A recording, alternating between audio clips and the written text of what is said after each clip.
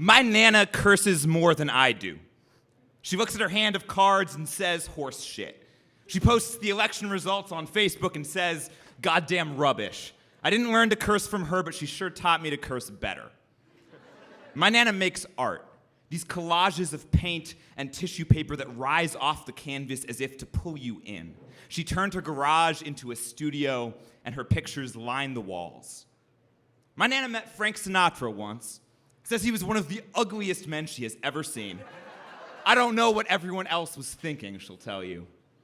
She fills her home with older music, strings and symphonies, Mozart and Chopin, music that speeds and slows, stretches the beats. She still lives on her own, tends a sweet garden with raised beds. She cannot kneel anymore, so the earth comes closer to greet her hands. She has lived 9 decades on this earth, the last 3 without her husband, though they met when they were children. Mozart's wife, Maria, outlived him by 50 years, no stereo to bring him back, not even for a moment. My Nana is the biggest atheist I know, so when she goes, whether she's right or not, she's gone. She spent the last week in the hospital again because her heart can no longer keep rhythm. It speeds and slows, stretches the beats. I call her, and though I am calling for her because she loves hearing from me, I am also calling it to convince myself that nothing has changed.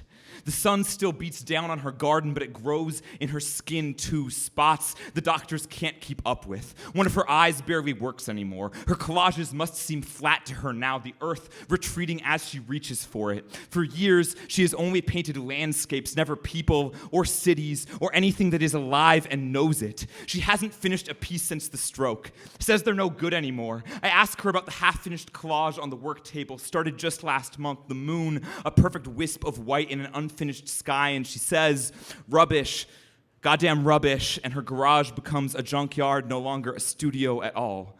She says she wants to go in her sleep. In her own bed, any night will do. Dying alone doesn't scare her. She's guided herself for so long.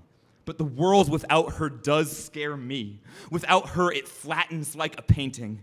If her studio is a junkyard, then throw me away there. Spread me like collage paper into field, plateau, something that goes on forever, that does not end. She, endless coda. She, impossible run of notes. She, conductor of language and soil, sharpened trowel, making space for new seeds. The day she leaves, I will work in the garden.